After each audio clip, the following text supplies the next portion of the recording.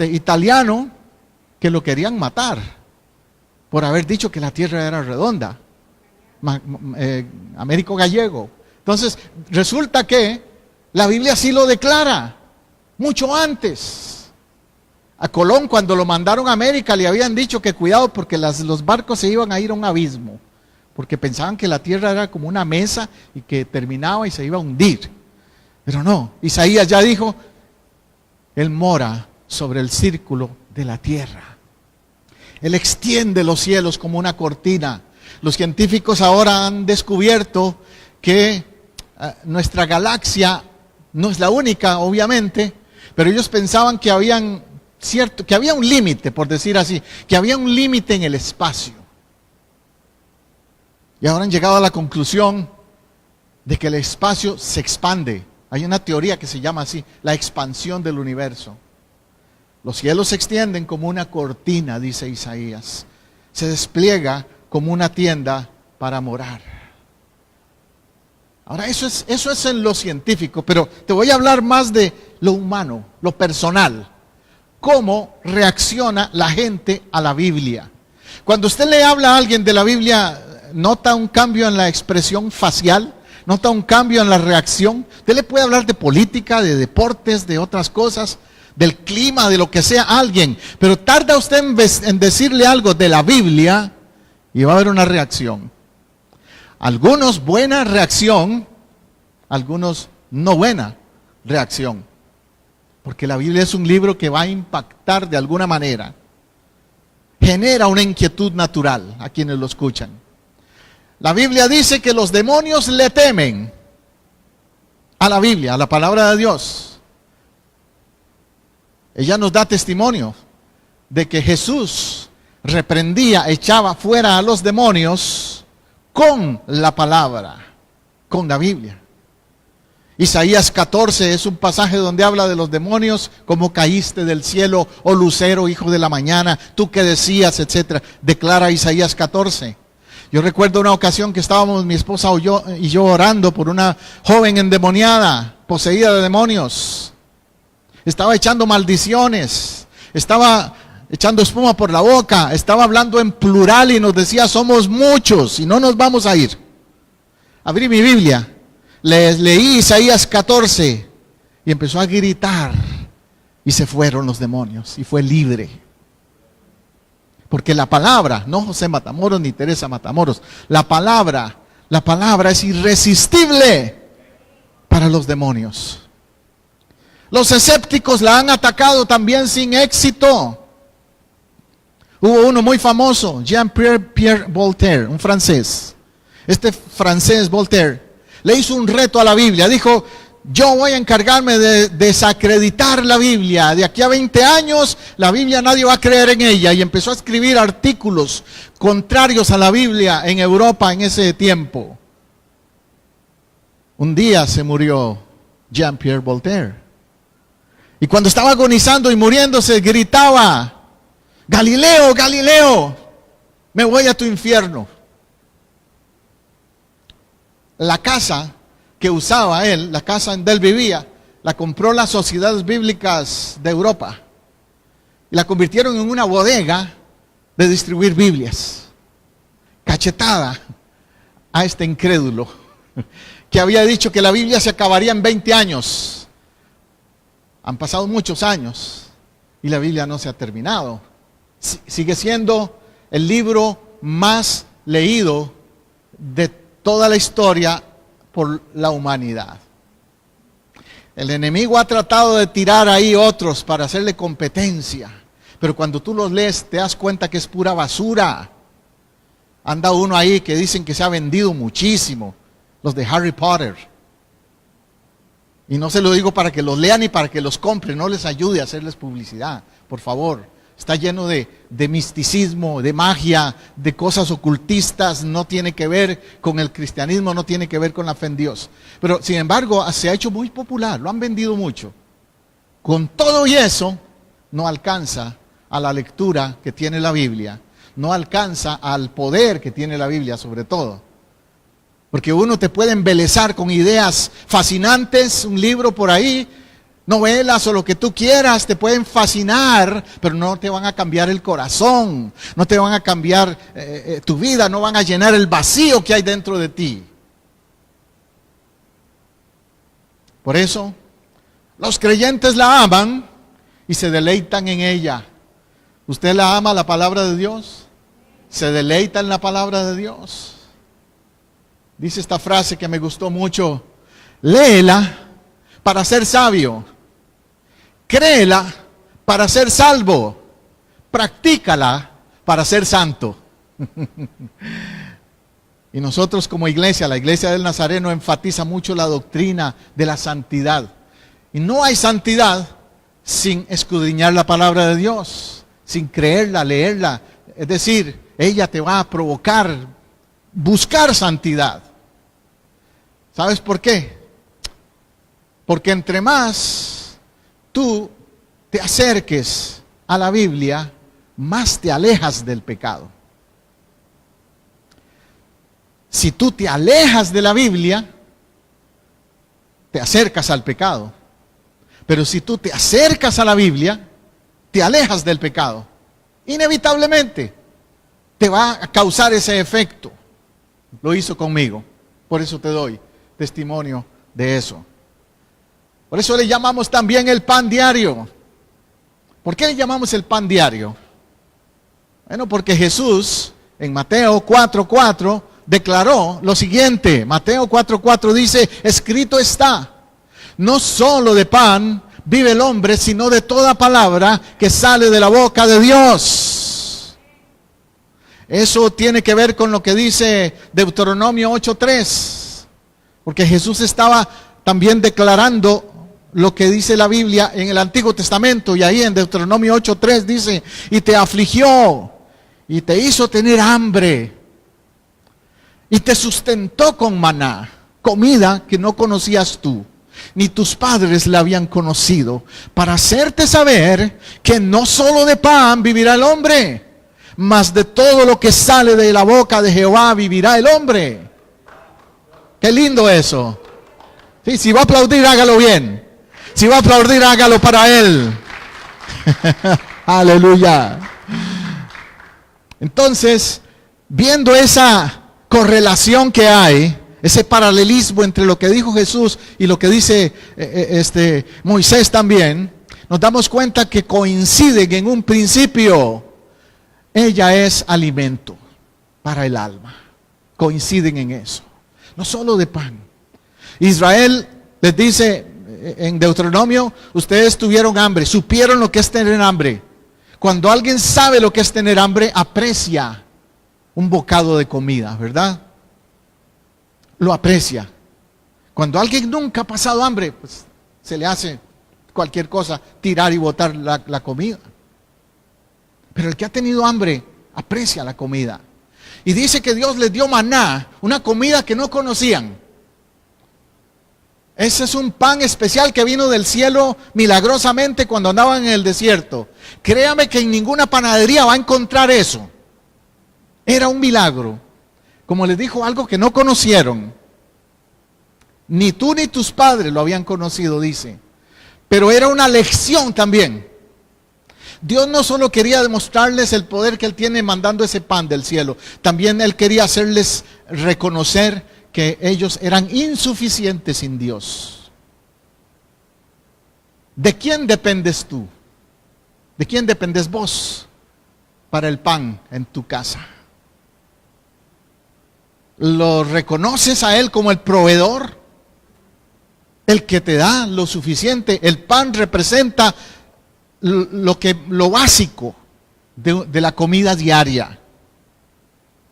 Hay ciertas cosas en la comida diaria, ¿verdad? Los hermanos mexicanos, tortillitas. Los boricuas, que pan sobao. Y por ahí vamos. Todos tenemos una comida básica. Pero necesitamos ciertas cosas básicas. En Costa Rica ahorita se hubo un revolú, como dicen, porque le querían poner impuestos a lo que llamamos la canasta básica. Que el arroz, los frijoles, el azúcar, lo básico. No, eso no lo tocan. Pues, ¿cómo ves tú la palabra de Dios? ¿La consideras básica? ¿La consideras indispensable? ¿O está por ahí que de vez en cuando como el pan de vida? ¿Cada cuánto la lees? ¿Cada cuánto la escudriñas? ¿Solo el domingo cuando la oyes aquí en el templo? Ojalá que no. Ojalá que entre semana sea tu pan diario. Amén. Yo iba a visitar la casa de una tía mía cuando era niño. Y en la mesa mi tía tenía una cajita con unos versículos. Tenía forma de pan, por cierto, la cajita. Y si usted va a librerías cristianas, por aquí la encuentra todavía. Tenía forma de pan. Y en el centro unos papelitos con versículos. Y antes de almorzar o de comer, mi tía nos hacía sacar uno de esos papelitos y leerlo. A ver, ¿cuál te tocó a ti, José? Entonces leíamos un versículo. Y todos los que íbamos a comer lo hacíamos. Era algo que yo decía, mi tía tan religiosa siempre. Pero en realidad estaba sembrándonos o haciéndonos entender, así como quieres comer buena comida aquí en esta mesa hoy, tienes que alimentar tu alma. Porque no solo de pan vivirá el hombre, sino de toda palabra que sale de la boca de Dios. Si hoy yo te preguntara, ¿cuál es tu testimonio personal? Te he contado algo del mío, pero ¿cuál es el tuyo? Acerca del impacto que la Biblia hizo en tu vida. Y ahora, en el último domingo de este mes, no el próximo, sino el que sigue después, el último domingo del mes, yo quiero pedirle a varios de ustedes que compartan cuál es su testimonio con respecto a la Biblia. ¿En qué manera les impactó? ¿Cómo les impactó la Biblia cuando empezaron en su caminar con Dios? ¿En qué situación te encontraste con la Biblia? ¿En qué situación te encontraste con la Biblia? A mí me cuenta una historia, una vez escuché una anécdota de un hombre que no quería huir de la Biblia, ni de Dios, ni de nada, tuvo un accidente y lo mandaron al hospital. Estando en el hospital, estaba enyesado, todo quebrado, excepto la mano derecha la tenía buena. Entonces vio que en la mesita del hospital al lado había un libro, que lo llevan ahí siempre un grupo que se llaman los Gedeones. Ellos distribuyen Biblias en los hospitales y en los hoteles. Entonces, mira, ¿qué es ese libro? Dice. Le dio curiosidad, lo jaló con su mano derecha, vio que era la Biblia, empezó a leerlo. Ahí sí no podía decir, no tengo tiempo, estaba enyesado. Y al empezar a leerlo ahí en el hospital, fue tocado por Dios. Cuando salió de ese hospital, le dijo a su familia, a su esposa, ¿saben qué? Quiero que empecemos a ir a la iglesia. Se quedaron sorprendidos, ¿verdad? Que decía que no quería nada con Dios. Pero ¿dónde lo encontró la Biblia? En un hospital. A otros los ha encontrado en una cárcel también. La Biblia te va a encontrar en lugares inesperados, en lugares de desesperación a veces. Pero la Biblia te va a encontrar. Ahora, otra pregunta. ¿Cuál historia o pasaje de la Biblia le impactó? Tal vez había alguna historia que usted ha oído de las tantas que ya tiene la Biblia. Este domingo final del mes, como te digo, quisiera oír de eso. ¿Cuál historia de la Biblia te impactó a ti? ¿O cuál versículo te impactó a ti? Yo recuerdo que mi tía a mí me dijo, me leyó Gálatas 2:20. Y por eso es mi versículo favorito de la Biblia. Yo no había tocado una Biblia, pero ella me leyó Gálatas 2:20. Yo me fui para la casa. Y en el camino iba en mi mente, en mi cabeza, Gálatas 2:20, con Cristo estoy juntamente crucificado, ya no vivo yo, más Cristo vive en mí. Y yo decía, pero ¿por qué tengo eso ahí? ¿Te le ha pasado que le entra una canción a la cabeza? Y que todo el día anda con esa canción ahí dándole vueltas. Y usted dice, ¿pero qué tengo esa canción ahí hoy todo el día metida en la cabeza? Pues así me pasó con ese versículo. Ahí estaba en mi cabeza, Gálatas 2:20, con Cristo estoy juntamente crucificado. Sin ser cristiano, sin haber abierto la Biblia, me memoricé Gálatas 2:20. Ese fue el versículo que me impactó a mí. ¿Qué método de estudio practicas? Si te pregunto hoy, ¿qué método de estudio bíblico usas? ¿Tienes alguno? Espero que sí. Hay diferentes métodos. Pastor, ¿de qué habla usted? ¿Cómo se come eso? ¿Qué es un método de estudio bíblico? Bueno, es que por ejemplo está el método biográfico, que usted decide, voy a estudiar este mes, voy a estudiar un personaje bíblico.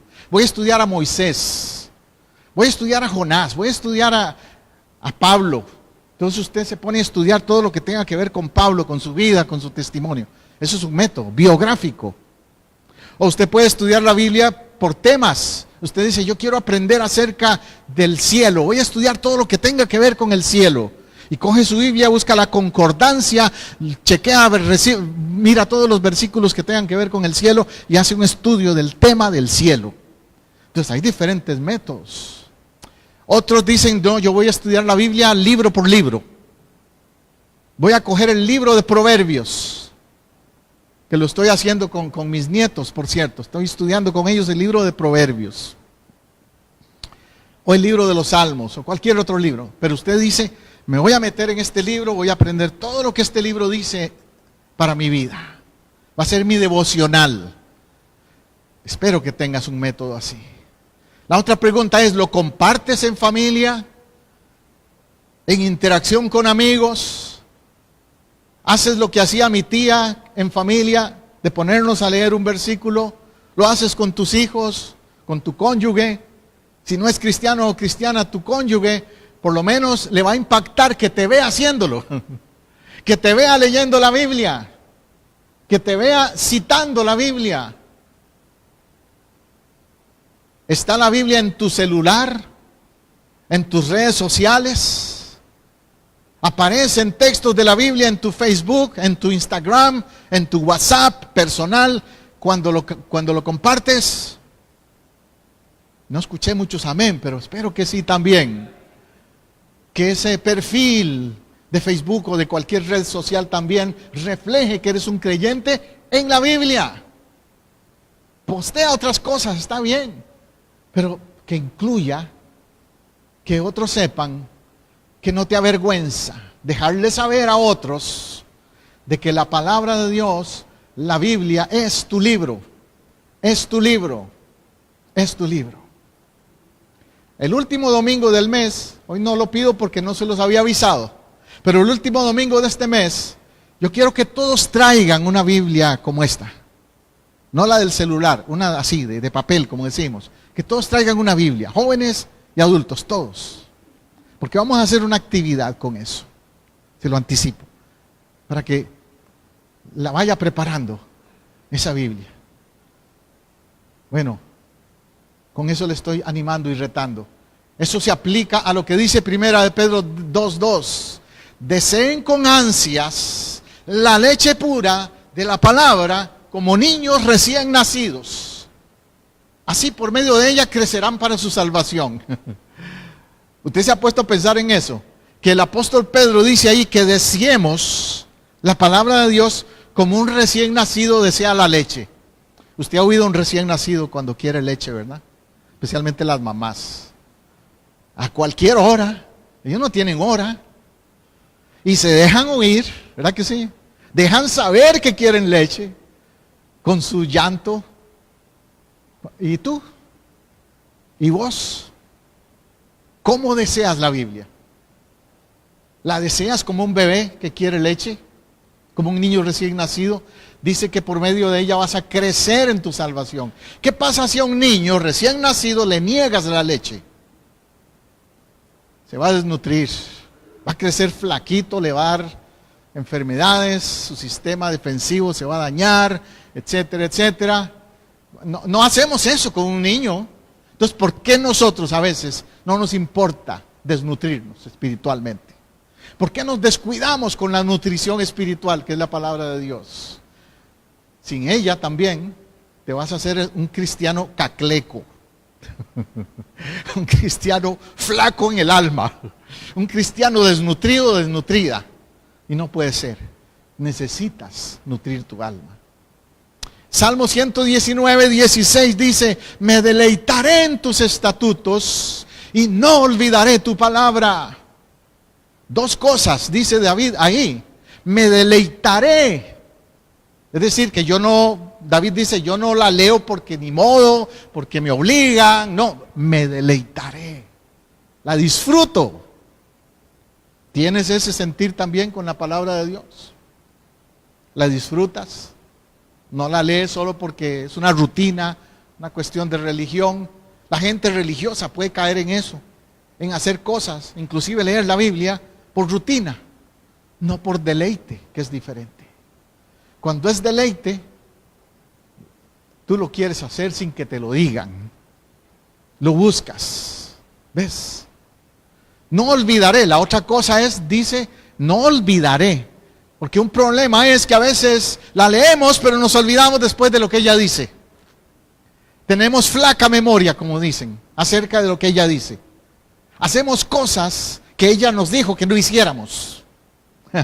Pero cuando la leemos y la recordamos, nos exhorta.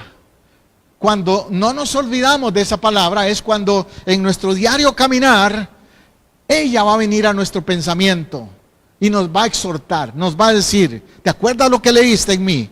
¿Te acuerdas lo que yo digo en mi palabra? Entonces, ¿por qué actúas así? Nos va a exhortar. La vas a desear, te va a gustar, te vas a deleitar. Hay 4 consejos que te puedo dar también de la palabra de Dios. Léela, aplícala, vívela, compártela. Léela, aplícala, vívela y compártela. La leo para edificación propia y también para aplicarla. Segundo paso. Una vez que la leo, me la aplico a mí mismo. No se la aplico al vecino, no se la aplico a la compañera de trabajo, no se la aplico a mi suegra o a mi suegro, a mi hermano, a nadie más. Me la aplico yo primero. Como Jesús dijo, mira la viga que está en tu ojo antes de ver la paja que está en el ojo de tu hermano. Tercero, la vivo. Es decir, cada día trato de que esa palabra se haga realidad, vivencia en mí. Por ejemplo, si ella habla de misericordia y de compasión, voy a vivir el perdón y la compasión con los demás. Si ella habla del perdón, voy a vivir el perdón. Voy a hacerla viva, voy a hacerla real. Y el último punto o paso es compártela. Dásela a otros, dile a otros de la palabra de Dios. Háblales a otros. Por cualquier medio, déjales saber de la palabra de Dios. Amén. Yo tengo a esta bella mujer como esposa porque un día ella me vio leyendo la Biblia, ¿sabe? A mí me han preguntado, ¿cómo conoció usted a su esposa? Bueno, la conozco desde niños, desde jovencitos. Crecimos en el mismo vecindario, pero ella no me daba bolas, como dicen. Un día entró a mi casa, yo estaba sentado leyendo la Biblia. Ella llegó a buscar a mi hermana, que era amiga de ella. Y me vio leyendo la Biblia y me preguntó, ¿qué estás leyendo? Ah, es la Biblia. Oh, usted la lee también, yo también. Yo hace poco empecé a leer la Biblia, me dijo. Y ahí empezó el contacto de amistad primero entre ella y yo. Porque después me hizo ayunar y orar y todo antes de decirme que sí. Pero ella me ha dicho, ¿sabes lo que me impresionó de ti?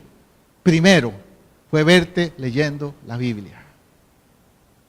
No fue mi musculatura porque no la tengo. Fue verme leyendo la Biblia, verme como un hombre de Dios, como un joven que buscaba la palabra de Dios.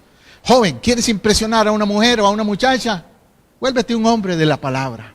Vuélvete un hombre de la palabra. Eso las va a impresionar más que la labia o que el charming, como dicen, físico que puedas tener. Compártela a otros. También Lucas y Jesús nos reafirma que la palabra de Dios nos hace bienaventurados, dichosos. Me encanta esa palabra de Lucas que dice 11, 27 al 28. Mientras él decía estas cosas, una mujer de entre la multitud levantó la voz y le dijo: bienaventurado el vientre que te trajo y los senos que mamaste. Wow, vea lo que le dijo a Jesús esta mujer. Le estaba como decir nosotros hoy día echando flores, echándole flores a Jesús. Cualquiera dice, dichoso la mujer que te parió, que te trajo al mundo. Le suena eso como un halago, ¿no? Pero Jesús no se dejó atraer por esa palabra, aunque fuera agraciada o lo que usted quiera, Jesús le contestó: antes, bienaventurados los que oyen la palabra de Dios y la guardan. Esa mujer se debe haber quedado perpleja. Le estoy echando a una flor, un piropo, y él me dice: no, eso no es importante. Lo que es importante es que guardes la palabra, que conozcas y vivas la palabra. Eso sí es bienaventurado. Eso sí es ser dichoso. Por eso te digo, como mencioné el caso mío, ¿de qué me sirve a mí, digamos, ser un hombre rico, con dinero, con fama, con títulos, si no le puedo ofrecer a una mujer, como le ofrecía a mi esposa en ese tiempo cuando éramos novios, si no le puedo ofrecer ser un hombre de Dios, un hombre de la palabra? Tantos casos han habido de hombres o mujeres que te pueden ofrecer belleza física, te pueden ofrecer lo material, lo que sea, pero si no está lo espiritual, si no está la palabra en ellos o en ellas, no vale la pena. No vale la pena. Bienaventurados los que oyen la palabra de Dios y la guardan. Quiero concluir con este otro texto, Romanos 10:17. Romanos 10:17 dice: así que la fe es por el oír, y el oír por la palabra de Dios. La fe es por el oír, y el oír por la palabra de Dios. Usted la está oyendo hoy. Usted ha cumplido una parte de lo que dice ese versículo. Pero ese versículo dice: la fe viene por el oír la palabra de Dios. Tiene que dar un seguimiento a ese oír. Se refiere a oír con el oído espiritual, a discernir lo que ella dice para tu alma. Y dice que la fe viene por el oír. No dice que la fe viene por conocimiento de ciencia o por otros medios, no, por el oír la palabra de Dios. A la medida que la escuchas, tu fe va a crecer. Muchos me han dicho a veces: pastor, es que yo no tengo fe, mi fe está muy débil, me han pasado tantas cosas, o me han frustrado, o me han decepcionado, aún gente de iglesia me ha decepcionado, y mi fe está en el piso. Y siempre les reafirmo: mira, es porque no estás poniendo tu fe donde debes ponerla. No pongas tu fe en personas, en denominaciones, en nada por el estilo. Pon tu fe en Él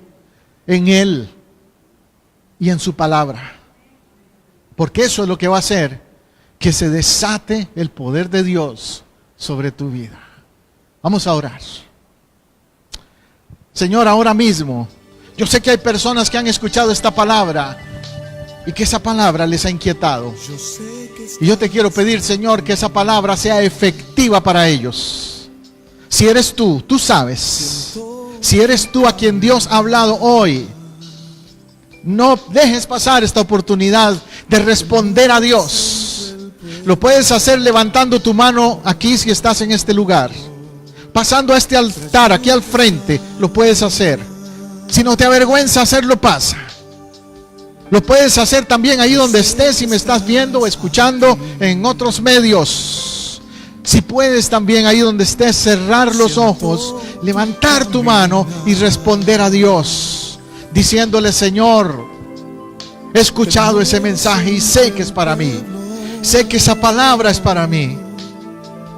Tu palabra, la Biblia, Señor, la quiero desde hoy en adelante tomar en serio.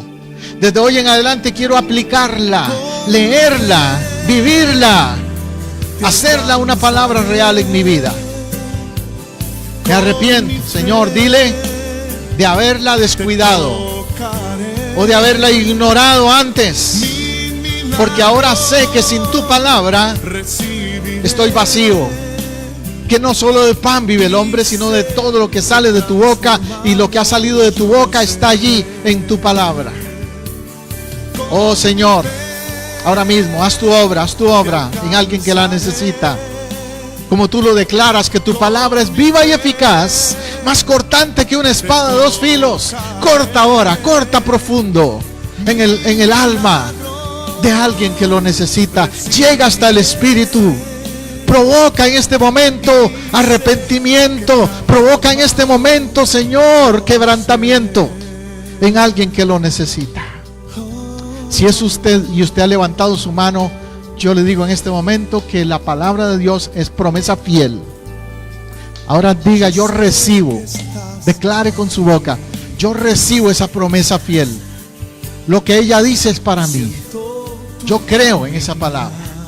La aplico a mi vida. No dudaré de lo que ella diga. Yo no sé en qué áreas en tu vida la necesitas, pero esa palabra es fiel y es verdadera. Gracias, Cristo. Gracias, Señor. Gracias por tu palabra. Gracias por un día tocarme a mí, alcanzarme con esa palabra viva. Gracias, Señor. En tu nombre, Jesús. En tu nombre. Te alabo, te exalto, te glorifico. Porque me hiciste entender tu verdad. Me hiciste entender tu, Señor, tu revelación a través de la Biblia, tu palabra. Aleluya, aleluya, aleluya. Si lo crees, dale un aplauso al Señor. Gloria a Dios. Gloria a su nombre. Santo es Él. Santo.